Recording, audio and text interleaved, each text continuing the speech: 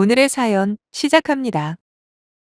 누구나 결혼할 때 가장 중요하게 보는 기준들이 있잖아요.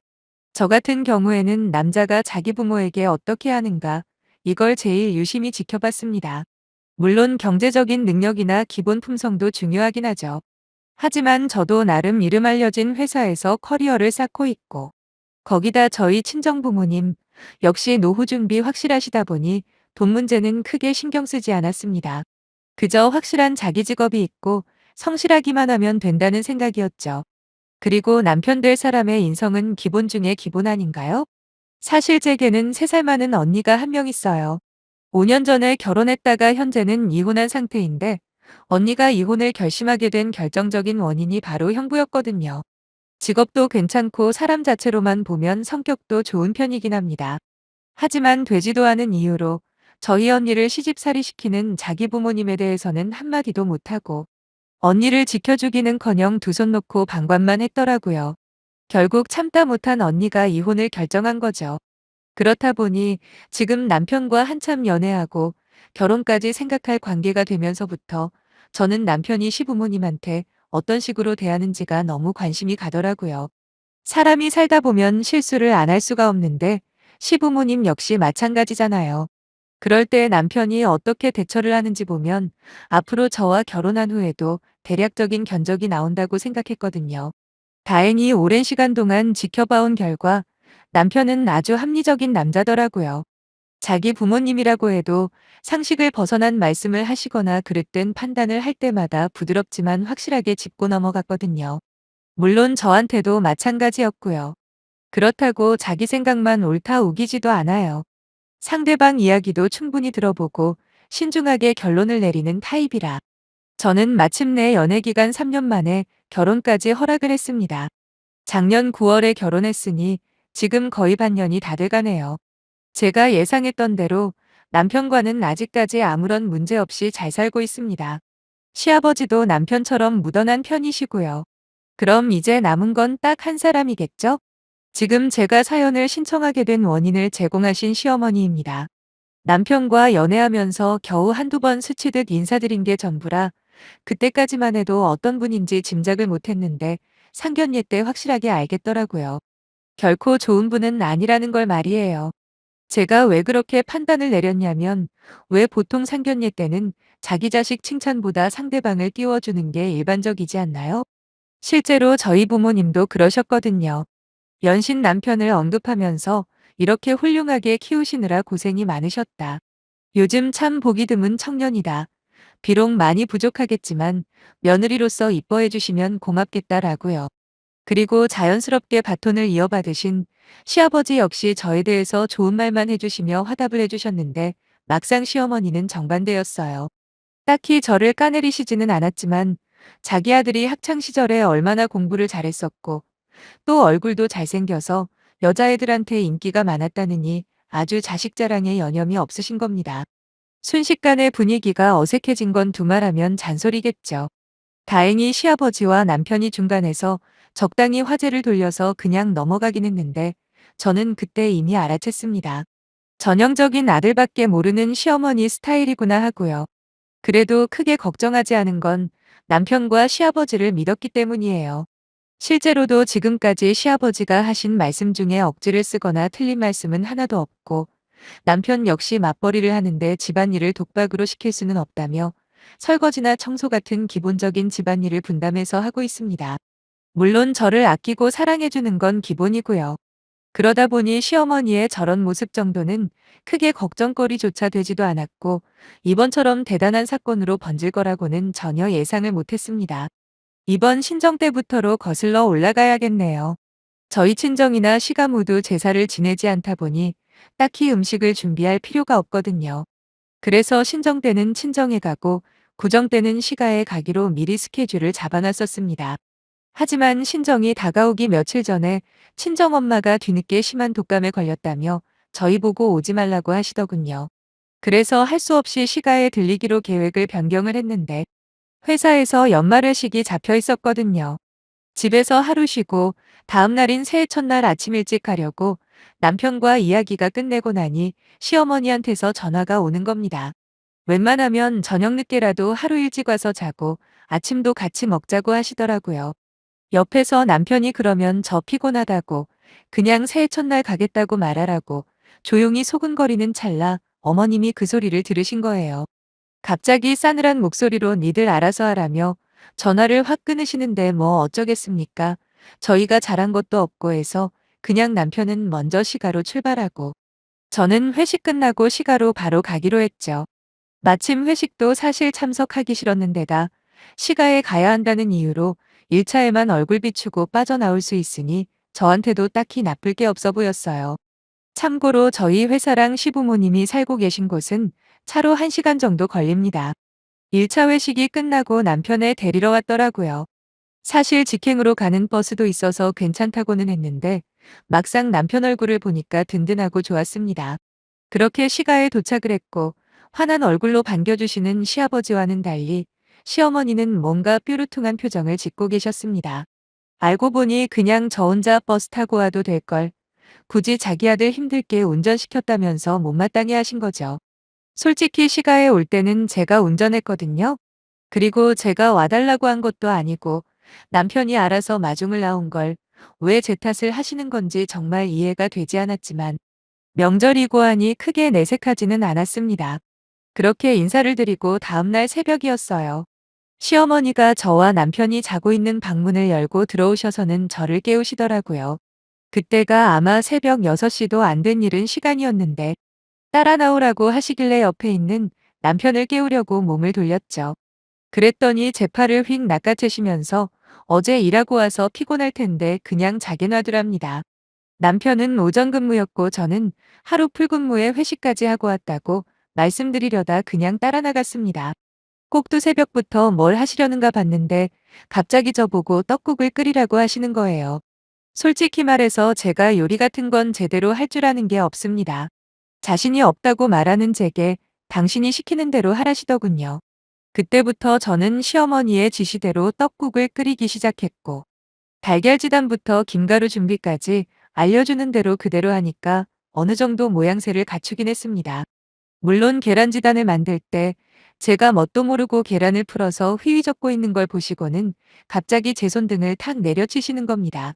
그러면서 지단을 노른자랑 흰자를 따로 만들어야지 섞어버리면 어떻게 하냐고 야단을 치시긴 했어요. 그냥 좋게 말씀하셔도 될 텐데 꼭 그렇게까지 무안을 주셔야 했을까 서운했습니다.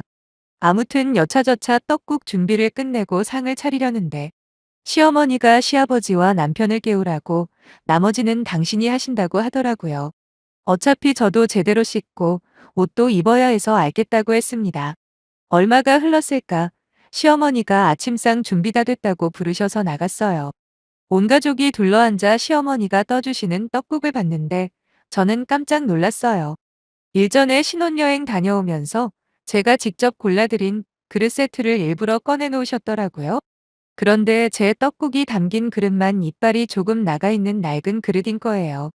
하다못해 반찬 담은 그릇들도 전부 제가 선물해드린 거였는데 어떻게 딱 제 것만 다른 건지 누가 봐도 일부러 그러셨다는 게 확실했습니다. 당장이라도 한마디 하고 따지고 싶었지만 어차피 심증뿐이잖아요. 그냥 몰랐다고 발뺌하면 오히려 저만 우스운 꼴이 될까봐 또 한 번 꾹꾹 눌러 참았습니다. 그렇게 식사를 시작했는데 제 떡국 안에는 떡밖에 없고 고기 한 점 보이지 않더라고요. 그래서 슬쩍 남편과 시아버지가 먹고 있는 걸 보니 아주 떡반 고기 반이었고 이제는 더 이상 못 참겠더군요. 들고 있던 숟가락을 내려놓고 가만히 있었습니다. 제가 숟가락을 안 뜨고 있으니 시어머니가 한마디 하셨어요. 네가 거의 다 끓인 건데 입에 안 맞냐고요. 저는 시어머니에게 제 떡국에는 떡만 있고 건더기가 하나도 없다고 냉동만두라도 있으면 넣고 끓일 걸. 혹시 냉장고에 만두 같은 거 있냐라며 빈정대듯이 여쭤봤습니다. 그러자 남편이 제 떡국을 보더니 이게 뭐냐고 설마 먹는 걸로 며느리 기강 잡는 거 뭐 그런 거 하시냐며 농담 반 진담 반 물어보더라고요. 그러면서 동시에 자기 떡국에서 고기를 건져 저한테 주는데 그런 상황 자체가 너무 짜증이 났습니다. 제가 뭘 그렇게 미운 짓을 했길래 별거 아닌 걸로 마음 상하게 하시는지 다들 기분 좋게 보내야 할 명절에 이게 무슨 꼴인가 싶었거든요. 시아버지도 남편한테 설마 니네 엄마가 그렇게 쪼잔한 사람인 줄 아냐? 원래 니네 엄마 고기 안 좋아해서 일부러 당신이 먹으려고 푼 건데 그게 하필 며느리한테 갔나 보다 하시면서 제 떡국과 시어머니 떡국을 바꿔주시기까지 했네요. 시어머니는 약간 당황하셨는지 얼떨결에 제 떡국을 받으셨고 뭐 묘하게 어색한 분위기에서 식사는 끝났습니다. 집에 돌아오는 길 내내 남편은 자기 엄마가 설마 일부러 그런 건 아닐 거라고 저를 달려주려 애쓰더라고요. 화는 많이 났지만 그래도 남편이랑 시아버지가 제때 제 편을 들어준 덕에 그냥 넘기기로 했습니다. 어쩔 수 없잖아요. 이거보다 더한 시집살이 시키는 시어머니도 얼마나 많을 텐데 이 정도는 애교로 넘기자 한 거죠. 하지만 구정이 지나고 며칠 뒤에 시어머니가 또 전화를 하신 겁니다. 저번에 제가 만두를 찾던 게 생각나셨다며 냉동만두는 영양가도 없고 조미료 투성이라고 직접 만두를 빚어 먹자고 제안을 하시더라고요. 느낌이 쎄하긴 했지만 그래도 아직 결혼 초기라 딱히 거절하기도 애매하고 해서 토요일 아침에 시가에 갔습니다. 도착하고 보니 이미 만두 빚을 준비를 다 해놓으셨더군요.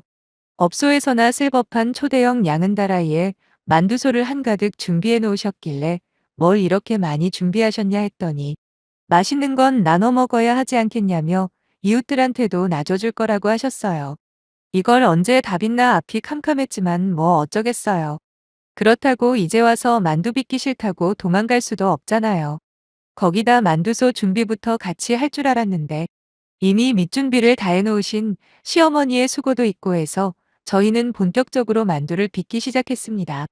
남편도 그날은 시어머니가 들어가 쉬라는 말에도 불구하고 제 눈치를 살피며 옆에 앉아서 그 두꺼운 손으로 만두를 같이 쪼물딱거리며 못난이 만두를 생산하고 있었고요. 처음으로 그렇게 많은 양의 만두를 만드는 거라 솔직히 쉽지는 않았지만 그래도 남편이랑 둘이서 하니 마치 데이트하는 것 같고 재미는 있더라고요. 결국 그만 턴 만두소도 바닥이 보이기 시작했고 아마 그날 저 혼자 만든 것만 한 200개는 될 겁니다. 허리가 아파 죽을 것 같았지만 그래도 앉은 자리에서 다 끝냈어요. 시어머니도 같이 하기는 하셨는데 옆에 남편이 도와주고 있는 게 꼴보기 싫었는지 계속해서 남편한테 잔심부름을 시키면서 최대한 남편을 빼내려고 노력하셨습니다. 드디어 만두국을 끓일 시간이었는데 아침 대바람부터 만두만 빚어내다 보니 엄청 허기가 지더군요. 그런데 만두국을 거의 다 끓였을 무렵 시어머니가 저한테 심부름을 시키는 겁니다. 앞집에 만두 좀 가져다 주라고요. 남편이 일단 식사부터 하고 자기가 가져다 준다 하는데도 꼭 저한테 시키시길래 후딱 다녀왔죠. 그리고 겨우 자리에 돌아와 식사를 하려는데 순간 뭔가 말로 형용할 수 없는 위화감이 들었어요. 혹시나 싶어 숟가락으로 국물 안을 휘휘 저어보니 제 만두국에 들어있는 만두들 상태가 이상한 겁니다. 자세히 살펴보니 글쎄 남편이 만들다가 실패한 옆구리 터진 만두들만 제 그릇에 담겨 있는데 정말 그 순간 겨우 잡고 있던 제 인내심이 끊어지는 소리가 들리는 듯 했습니다. 저는 그대로 제 그릇을 들고 일어나 싱크대로 성큼성큼 갖고 그대로 다 부어버렸네요. 그리곤 비닐봉지에다가 제가 만든 만두를 최대한 가득 담기 시작했습니다. 온 식구가 저의 돌발 행동에 아무 말도 못하고 멍하지 쳐다만 보고 있었고요. 만두를 대충 담고 나서 시어머니에게 그랬습니다. 어머님 눈에는 제가 가족으로 안 보이시니 이거 가지고 가서 저희 집 가서 혼자 먹겠습니다. 만두 재료값은 제가 아침부터 일한 걸로 퉁치시고 그래도 모자르다고 생각되시면 아드님한테 받으세요. 라고 말씀드리고 그 길로 나와버렸어요. 남편이 제 팔을 잡으며 붙잡길래 당장 싱크대에 가서 당신 어머님이 나한테 어떤 만두를 주셨는지 확인이나 해보라고 말하며 뿌리쳐버렸죠. 그 길로 남편도 두고 저 혼자서 차 끌고 저희 집으로 돌아왔네요. 얼마나 승질이 나는지 씩씩대며 혼자서 분을 삭히고 있었는데 두어 시간이 지났을까 남편이 문을 열고 집 안으로 들어오더라고요. 솔직히 남편이 어떤 반응을 보일지 긴가민가 했어요. 하지만 남편은 저를 탓하기는커녕 덕분에 진짜 오랜만에 대중교통 타고 집에 왔다며 오랜만에 옛날 생각도 나고 좋았다고 씩 웃으며 말을 하는 겁니다. 그리고는 옆에 앉더니 제 손을 잡으면서 진심으로 미안하다고 사과를 하더군요. 안 그래도 지금까지 자기 엄마한테 뭐라고 하고 오는 길이라며 자기도 자기지만 아버지가 더 화가 나셨다는 겁니다. 지금까지 잘 참아줘서 고맙다. 다음부터는 이런 상황 안 생기게 자기가 중간에서 더 신경 쓸 테니 너무 상처받지 말라고 하는데 참 고마웠습니다. 머리로는 쉽지만 그래도 팔은 안으로 굽는다잖아요. 어떤 상황에서도 객관적으로 상황 판단을 할 줄 아는 남편이 그날따라 더 든든하게 느껴졌네요. 거기다 시아버지께서도 전화를 하셔서 따로 사과를 하셨고요. 전에 듣기론 그날 시어머니는 시아버지랑 남편 두 명한테 엄청 혼이 났다고 하더라고요. 남편은 제 마음이 풀릴 때까지 시가에 안 가도 괜찮다고 하는데 솔직히 이만한 일로 발길 끊고 자시고 할 건 아니라고 생각해서 앞으로 하던 대로 할 예정입니다. 시어머니도 이번 일을 겪으셨으니 같은 실수는 안 하시겠죠. 며느리만 보면 아들 뺏어간 여자로 생각해서 미워하고 시기 질투하는 시어머니들이 많다는 이야기는 들었지만 막상 제가 직접 경험하니 정말 난감하긴 하더라고요. 그래도 든든하게 내 편이 되어주는 남편과 시아버지도 있고 무엇보다 기죽지 않고 할 말은 할 줄 아는 저를 믿고 앞으로도 똑부러지게 잘 살겠습니다. 사연 읽어주셔서 감사합니다. 좋은 하루 되세요. 오늘의 사연 시작합니다. 안녕하세요. 저는 결혼한 지 2년 된 30대 초반 여자입니다. 평생의 반려자로 믿었던 남편이 바람을 피웠습니다. 남편을 용서할까도 생각해봤는데 시어머니는 오히려 제 탓을 하시네요. 어처구니도 없고 창피해서 차마 친구들한테도 못한 이야기를 여기서 해볼까 합니다. 저와 남편은 대학 캠퍼스 커플로 만났어요. 남편이 유난히 적극적으로 다가와서 사귀게 되었죠. 졸업 후 저는 의류 관련 회사에 입사했고 남편은 저보다 1년 정도 늦게 취직을 했습니다. 그리고 서로 3년쯤 직장 생활을 한 후 우리 둘이 사업을 한번 해보자며 의류도매 사업을 시작하게 되었어요. 사업이 기대 이상으로 빨리 성장해서 이듬해에는 추가로 직원들까지 채용해야 할 정도였습니다. 그 후 사업이 안정기에 접어들면서 남편은 저에게 청혼을 해왔고 저도 당연히 행복한 마음으로 받아들였어요. 양가 부모님이 각자 먼 지방에 거주하고 계셨기 때문에 6년의 연애 기간 동안 찾아뵌 적이 없었습니다. 그러다 본격적으로 결혼 이야기가 나오면서 만나게 되었죠. 남편에게는 작은 사업체를 운영하시는 시아버지와 전업주부이신 시어머니가 계셨고 2살 어린 여동생이 있었습니다. 처음 인사드리러 간 날 시아버지께서는 남편에게 어디서 참한 여자를 데려왔다며 제주도 좋다고 하셨습니다. 그러면서 저에게 모든 일은 여자가 하기 달렸다며 항상 행실을 바르게 하고 현명하게 행동하라는 덕담을 해주시더라고요. 여기까지는 정말 좋게 받아들였어요. 그런데 시어머니께서 쓸데없는 말을 덧붙이셨습니다. 세상이 아무리 뒤집어지고 엎어져도 남자가 벌어오는 돈으로 사는 한 남자가 하늘이고 여자가 땅이니 마음에 안 드는 일이 있어도 그러려니 하라고 하시더군요. 저는 속으로 당신도 딸이 있으면서 어떻게 저런 소리를 아무렇지 않게 하시나 싶었습니다. 제가 시어머니께 저도 돈 벌어요 하고 애교 있게 말씀드렸더니 네가 벌어봤자 얼마나 버냐고 하시더군요. 뭔가 잘못 알고 계신 것 같아서 남편이랑 저랑 같이 일한다고 말씀드렸죠. 제 말을 듣고 시어머니께서는 남편이 하는 일을 아내가 돕는 건 당연한 거라고 그러시더군요. 곧 남편이 일 이야기는 그만하자며 대화 주제를 돌렸습니다. 서울로 올라오는 길에 남편에게 나는 당신 일을 돕는 게 아니고 같이 일하는 건데 왜 시어머니께선 내가 단순히 당신 일을 돕는다고 생각하시는 거냐고 물었어요. 남편은 시어머니가 워낙에 아들 자랑으로 사시는 분이라 자기가 일을 더 많이 하는 것처럼 부풀려서 말했다며 미안하다고 대신 사과하더라고요. 남편 말대로 시어머니께서는 아들 자랑을 정말 끊임없이 하시는 분입니다. 문제는 그런 자랑을 하면서 꼭 주변 사람을 깎아내리는 거였어요. 한 번은 결혼하고 얼마 되지 않았을 무렵 시댁에 내려간 일이 있었습니다. 시어머니께서는 주말에 교회분들하고 식사를 하기로 하셨다며 서울로 올라가기 전에 저희더러 들려서 인사라도 한번 하고 가라고 하시더군요. 그렇게 약속 장소에 도착해 인사를 드리고 자리에 계신 분들께서 저희에게 둘 다 TV에 나오는 사람들 같다며 보기 좋다고 칭찬들을 해주셨죠. 그러자 시어머니께서는 그렇지 않아도 어렸을 때 당신 아들 연예인 시키라는 사람들이 그렇게 많았다면서 인물 좋지 머리 좋지 뭐 하나 빠지는 게 없다고 한술 더 뜨시더라고요. 거기서 끝났으면 저도 단순히 엄마로서 아들 자랑 하시는구나 하고 말았을 텐데 갑자기 우리 새아가는 아들에 비해 인물은 평범해도 심성이 엄청 곱단 말을 덧붙이시더군요. 솔직히 이건 거의 요간인가요? 그날 자리에서 표정 관리 안 돼서 엄청나게 고생했습니다. 뿐만 아니라 결혼하고 1년쯤 지난 언젠가 신우가 저희 집에 온 적이 있어요. 신우는 시부모님이랑 지방에서 사는데 그날은 서울에 볼 일이 있다며 하룻밤 재워달라고 하더라고요. 생각보다 신우가 일찍 집에 왔는데 막상 셋이 있으니 어색해서 술자리를 가지게 되었습니다. 그런데 그날따라 남편이 제일 먼저 취해서 자러 들어가고 신우랑 저랑 둘이 남게 되었어요. 신우도 이미 취할 만큼 취한 상태였는데 저더러 자꾸 쪽조가 쪽조가 이렇게 저를 부르더라고요. 도대체 쪽쪽이가 뭐냐고 왜 저를 그렇게 부르냐고 물으니 평소에 아들 등골 빼먹고 산다고 시어머니가 저 없는 데선 저를 쪽쪽이라고 부르신다더군요. 그 이야기를 끝으로 신우는 잠들어 버렸지만 저는 억울한 마음에 밤잠을 이룰 수가 없었습니다. 다음날 시어머니한테 전화해서 저를 아들 등골 베먹는다고 쪽쪽이로 부르셨냐고 따졌더니 당황한 시어머니가 어디서 들었냐고 그러시더군요. 그러면서 하신다는 말씀이 그냥 웃자고 농담처럼 한 말이고 또 완전 틀린 말도 아니지 않냐고 하시더라고요.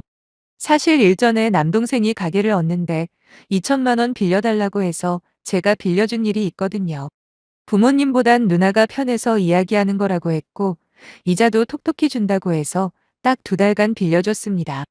아무리 그래도 어떻게 이자를 받냐고 했더니 그럼 누나랑 매형 선물이라고 해주고 싶다며 명품 지갑 하나씩 사주더라고요. 그런데 남편이 이 일을 시어머니께 자기가 무슨 처남 가게라도 차려준 듯 과장해서 이야기를 했고 그 이야기를 들으신 시어머니는 다시 저에게 전화해서 왜 남편이 힘들게 벌어온 돈을 친정에 빼돌리냐며 그러는 거 아니라고 있는 승질 없는 승질 다 부리셨고요. 생각보다 일이 커지자 남편이 나서서 자기가 수습하겠다고 시어머니께 해명 아닌 해명을 했거든요. 그래서 그때 오해가 다 풀린 줄 알았는데 그게 아니었나 봅니다. 시어머니는 그 사건 이후로 제가 남편 등골이나 빨대로 쪽쪽 빨아먹는 여자라고 생각했던 모양이에요. 저는 고민 끝에 남편에게 사업을 따로 각자 해보자고 했습니다. 남편은 의외로 흔쾌히 좋다며 기왕 이렇게 된 거 생활비도 반반씩 부담해보자고 하더군요. 저도 차라리 그렇게 하면 시댁에서 말 나올 일도 없고 낫겠다 싶어서 좋다고 했습니다. 남편에게 그런 꿍꿍이가 있는 줄도 모르고 말이죠. 저는 같이 일하던 직원 중 마음이 맞던 여직원과 작은 사무실을 얻었습니다. 그리고는 예전에는 중국에서 대량으로 들여와 팔던 도매에서 벗어나 소량씩 오더를 받아 특정 업체하고만 거래하는 의류 도매업을 시작했어요. 다행히 여지껏 사업하면서 인맥 관리를 잘 해놓은 게 있어서 여러 사람의 도움으로 쉽게 자리를 잡을 수 있었네요. 하지만 남편은 기존에 하던 사업이 지겹다며 다른 일을 하겠다더니 와인바를 차리더군요. 말이 좋아 와인바이지. 누가 봐도 이해 안 가는 위치에 매장도 작아서 누가 과연 올까 싶었습니다. 그럼에도 불구하고 제가 아무 말도 하지 않았던 건 제가 남편 사업에 대해서 이러쿵저러쿵 말하기 시작하면 남편도 똑같이 제 사업에 다시 간섭할 것 같았거든요. 그렇게 각자 사업을 시작한 지 한 지 3개월 정도 지났을 무렵입니다.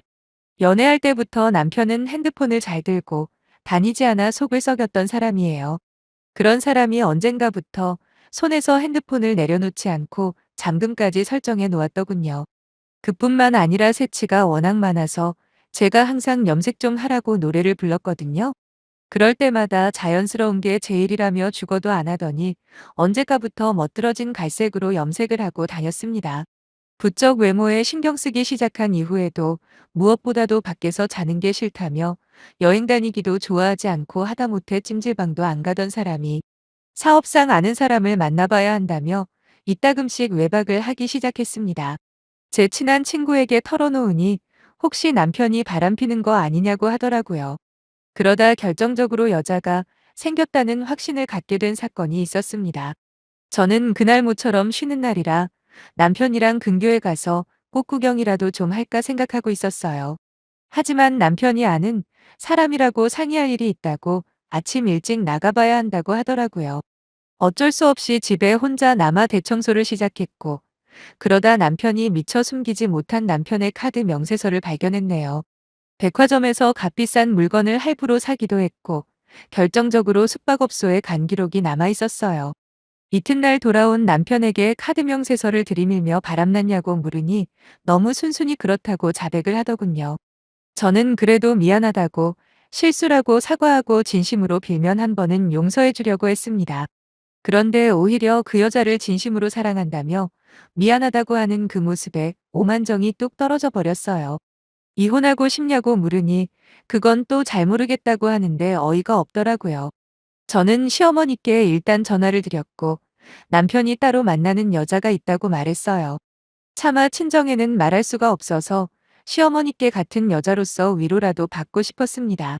그런데 시어머니께서는 한숨을 내쉬더니 원래 남자가 잘나면 여자들이 무슨 콩고물이라도 떨어질까 싶어 들러붙는 법이라며 이 또한 지나가리라 생각하고 잊어버리라더군요. 오히려 괜히 일 크게 만들지 말라고 우리 아들 일하느라 바빠 죽는다 하는데 괜히 스트레스 받게 하지 말라고 하시면서 말이죠. 통화를 할수록 있던 정 없던 정 전부 다 떨어져서 제가 그냥 이혼하겠다고 하니까 시어머니는 말귀를 못 알아먹는다며 네 맘대로 하라 하시더군요.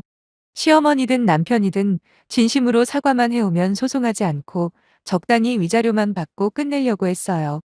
애시당초 같이 살고 있는 집은 친정어머니 명의로 되어 있었고 저희는 전세가 아닌 월세로 돈을 내고 있었기 때문에 아무리 남편이 물고 늘어져도 남편 몫은 하나도 없었거든요. 그런데 남편도 시어머니도 뻔뻔하게 행동을 하니 저도 악에 바치더라고요.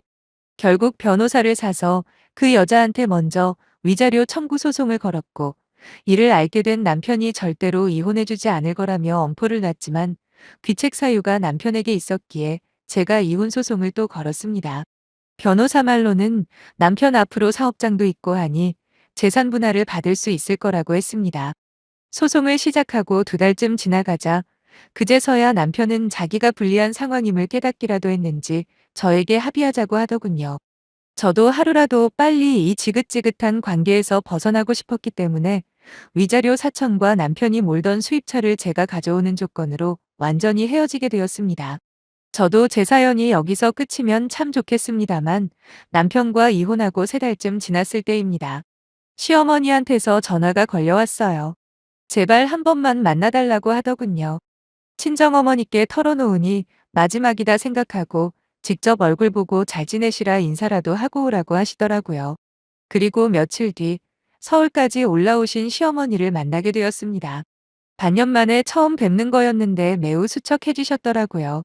건강하시냐 물으니 갑자기 닭똥 같은 눈물을 뚝뚝 흘리시면서 시아버지가 바람이 났다고 하십니다. 시아버지가 말수가 없으시긴 해도 그러실 분 같지는 않았는데 참 별일이다 싶더군요. 시어머니 말씀은 시아버지가 이혼하자고 하는데 자식이라고 있는 것들이 두 녀석 모두 돈이 있는 시아버지께 달라붙지 자기 편을 들어주는 이가 하나 없다면서 이를 어쩌면 좋겠냐고 저더러 자기를 도와달라 하시더군요. 그 아버지의 그 아들이라더니 참 피는 못 속이는구나 싶었습니다. 저는 시어머니께 따로 해드릴 건 없고 그냥 이혼하시는 게 속편하실 거라고 조언해 드렸어요. 그러자 시어머니는 그럼 자기는 이제 뭘 먹고 사냐고 하시길래 소송 거시고 위자료 받으시라니까 자기는 그런 거 할 줄 모른다며 자꾸 저에게 도와달라고 하시더라고요. 저는 정말 이번이 마지막이라는 심정으로 하나부터 열까지 제가 했던 그대로 설명을 해드렸습니다. 그랬더니 갑자기 시어머니가 돌변하더니 저에게 그럼 당신 아들 돈을 4천이나 뜯어간 거냐면서 지독하다고 하시더군요. 그러면서 그 돈을 다시 내놓으랍니다. 당신 아들이 준 돈이니 당신 돈이나 마찬가지라며 그 돈으로 변호사 비용을 내셔야겠답니다. 기도차고 소름도 돋더라고요. 그동안 잊고 살았던 서름이 갑자기 복받치듯이 올라와서 시어머니께 그랬어요. 그동안 시아버지하고 자식들 등골 있는 대로 쪽쪽 빨아먹고 사시더니 이제는 맏며느리 등골까지 빨아먹으려 하시냐고 왜 이렇게 사람이 염치가 없으시냐고 쏘아댔습니다.